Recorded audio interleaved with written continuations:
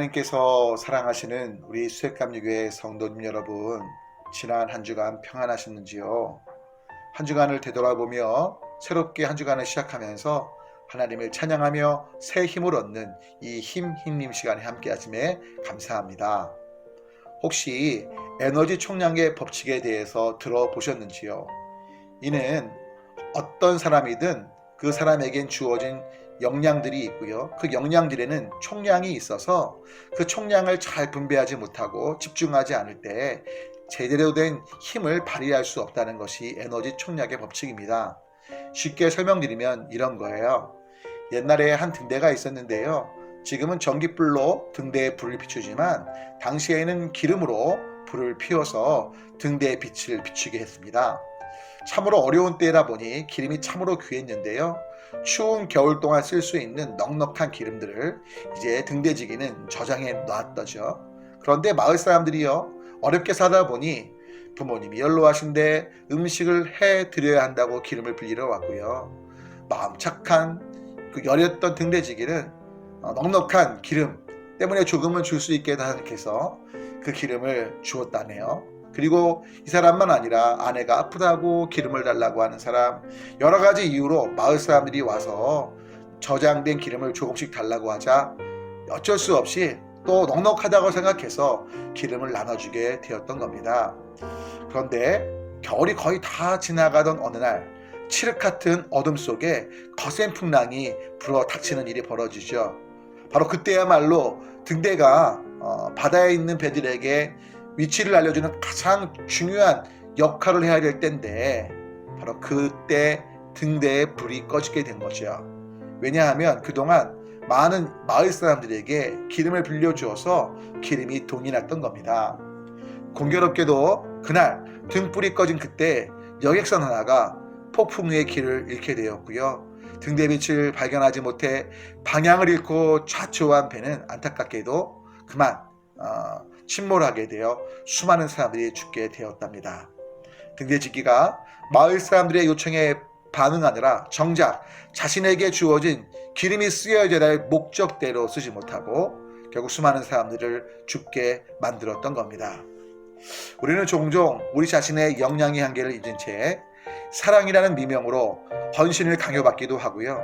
왜 나를 돌보지 않느냐는 그 사람들의 불평이 듣기 싫어서 특정한 사람이나 상황에 끌려다니며 자신과 가족과 공동체에 있어서 우리가 감당할 일들을 제대로 못할, 우리의 역량이 쓰이지 못할 상황 가운데 있을 때가 있습니다. 그런데 이때 중요한 사실은 우리 모두 거절할 수 있는 용기를 내어야 합니다.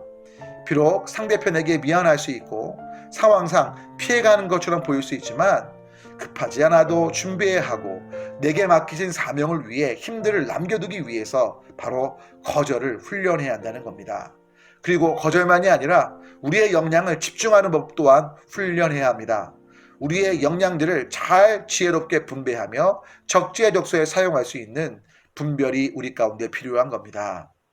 사랑하는 여러분, 온 마음 다해 하나님만을 바라보면서 동시에 내가 할 수 있는 역량의 범위 내에서 이웃사랑을 실천하지만 하나님께 집중하며 마땅히 내가 해야 할 일들을 하지 못하게 하는 일방적인 희생의 강요와 헌신에 대해서는, 또 여러분에게 무언가 강요하며 힘들게 하는 상황에 대해서는 지혜롭게 거절하며 피해가며 한계를 정하고 이를 지켜가는 것 또한 중요함을 잊지 않으시면 좋겠습니다. 마태복음 26장을 보면 신랑이 밤에 왔을 때 기름을 준비하지 못한 신부들의 이야기가 나오죠. 놀라운 건 슬기로운 처녀들이 준비된 그 기름을 미련한 자들에게 주지 않는다는 겁니다.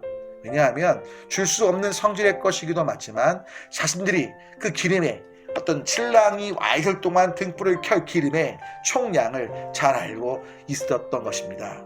그래서 마태복음 26장을 보면 밤중에 소리가 나되 보라 신랑이로다 맞으러 나오라 하매 이에 그 처녀들이 다 일어나 등을 준비할세 미련한 자들이 슬기 있는 자들에게 이르되 우리 등불이 꺼져가니 너희 기름을 좀 나눠달라 하거늘 슬기 있는 자들이 대답하여 이르되 우리와 너희가 쓰기에 다 부족할까 하노니 차라리 파는 자들에게 가서 너희 쓸 것을 사라 하고 이야기하고 있는 거죠.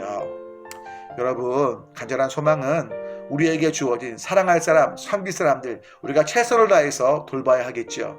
하지만 내가 하나님께 나아가야 되고 하나님께서 내게 맡기신 일들을 위해서 쓸 에너지들이 최소한 남아있는 지혜. 그래서 우리가 일에 사람이나 상황에 끌려다니는 게 아니라 하나님 앞에서 먼저 하나님과 깊은 만남 속에 하나님께 집중하는 그 시간들, 또 하나님 앞에서 반응하는 그 아름다운 순간들이 있어서 그로 인해 뒷일들이, 나머지 일들이 진행되는 그런 우리의 삶이 되기를 소망해 봅니다. 그래서 우리 온 마음 다해 하나님께 나아가는 것이 우선이고 그 나아감 속에 하나님이 행하실 것들을 기대하면서 반응하는 복된 한 주가 되시길 주님의 이름으로 부탁을 올립니다.